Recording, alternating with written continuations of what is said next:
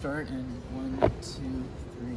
So in this video, we'll be discussing the different reasons as to why any given individual might become an antinatalist and the different catalysts that lead people to this philosophy. So we'll each be giving our own personal subjective experiences as to why we became antinatalist. And we'll be starting with Matt. Oh, I'm going to introduce everybody. Sure. Okay, this is Alex, and he's been on my videos before. Everybody knows me. Well, this is my channel, DiANe, and this is Matt, and we are in Detroit, Michigan. So, Okay. Matt, what are your foundations for becoming an antinatalist and child-free? Yeah, I kind of went at it from three different ways. One was the child-free, in that my parents, it seemed like they liked being parents. Like, if they hated driving me around and, you know, me taking up their time, then why would I ever want to do it? It made no sense. The second would be like the environmental impact, the overpopulation. I saw the problems of population and too many humans, the recklessness of it. And then third would, I talked about this in my first video, was when my goldfish died when I was really young, my first pet, and realized that, oh, life is pretty short and shitty, and there's just no reason to create it.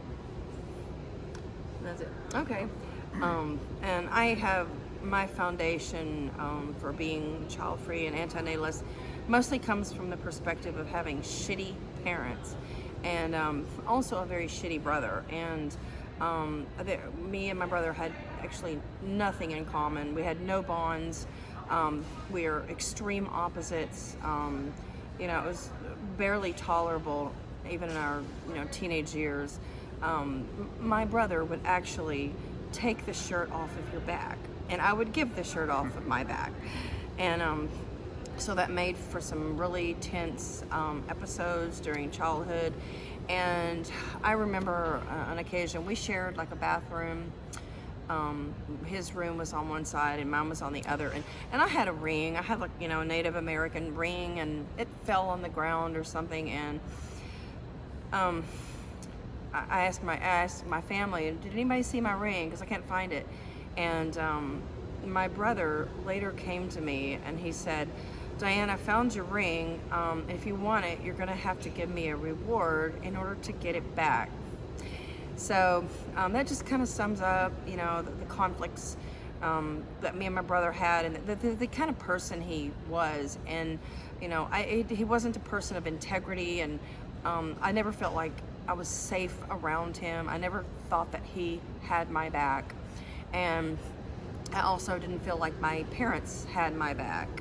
And my parents were, when we were kids, we had a bountiful Christmas, we had bountiful birthdays, but there was a lot of emotional neglect. And basically our parents wanted to relinquish their duties as soon as we became of age, which was like 18. And so like Matt was talking here about he didn't think his parents even wanted to parent, and I felt the same way. I felt like, well, heck, I mean, they're just waiting to get us out the door and for us to make our own money and make our own lives and pay for everything ourselves.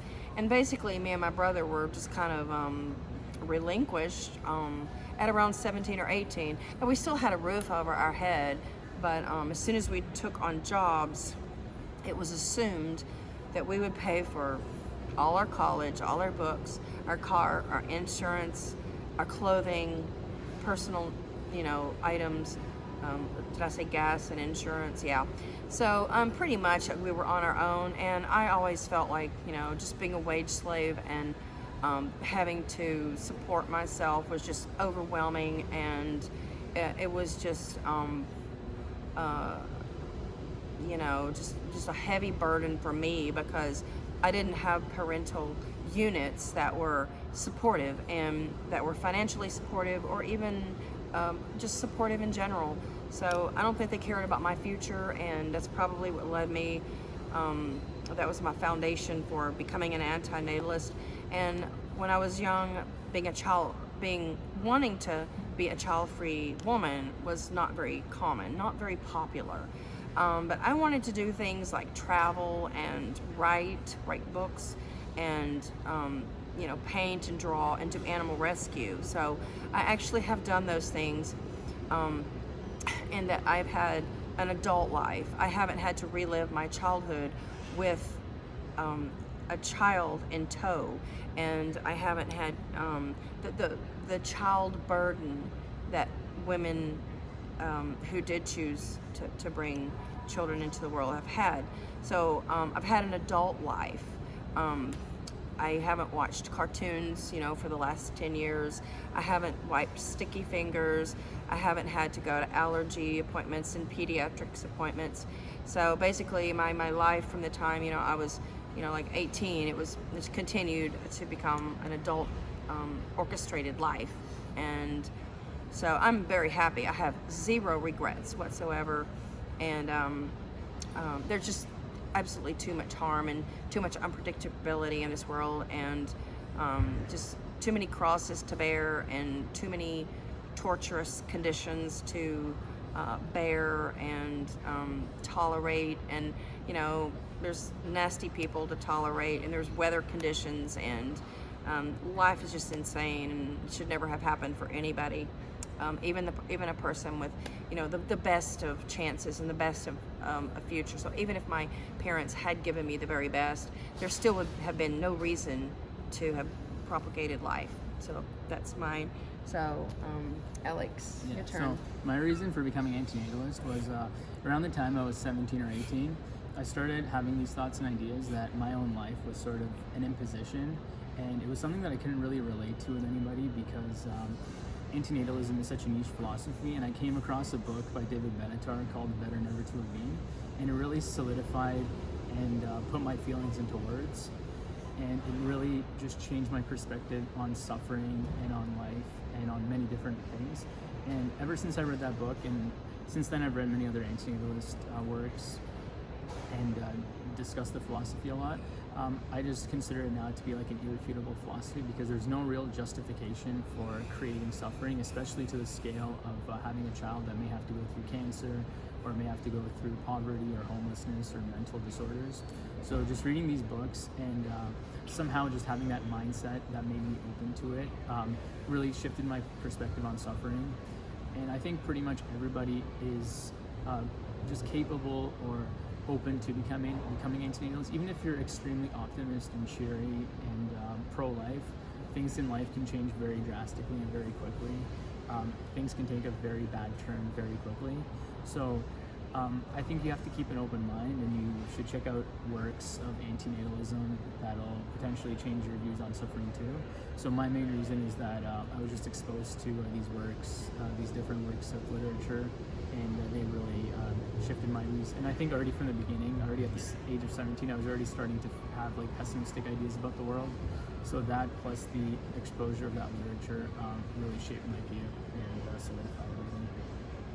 Now recently, you gave a book to your mom to read. Yeah, tell us I about bought my that. mom this book by Thomas Ligotti called The Conspiracy Against the Human Race. And she already read about 60 pages, and she said it was very good, and she agreed with it.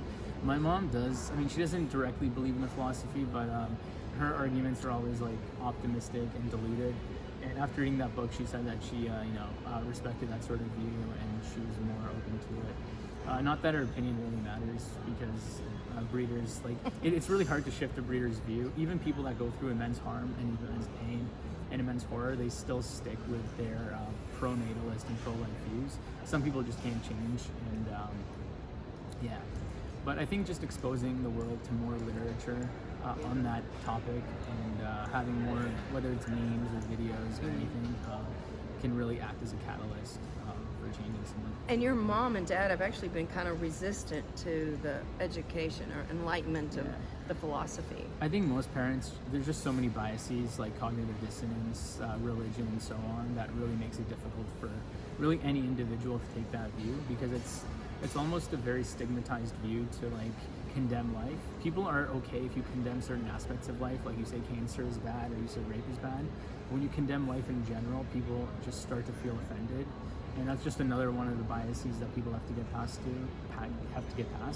So I think once society gets past that stage, there's too many cognitive and psychological biases that hinder people. But having more exposure to certain things can really stop those biases and stop them in their tracks. Exactly, exposure. These are some of the printouts that I've created, and it just kind of goes through the basics of antinatalism, like think before you procreate. Birth is not a miracle. Reproduction is a common, selfish, and primitive act that creates immense suffering and adversity.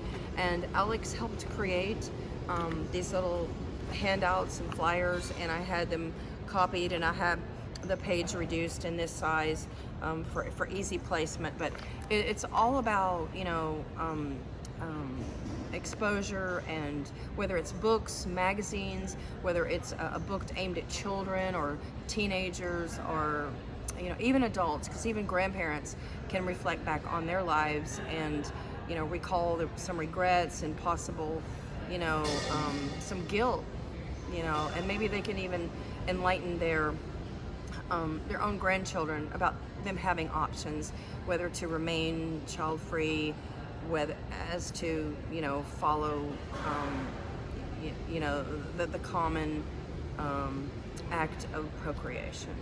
So. Thank you. So thanks for watching my video with Alex and Matt, and please subscribe if you already haven't.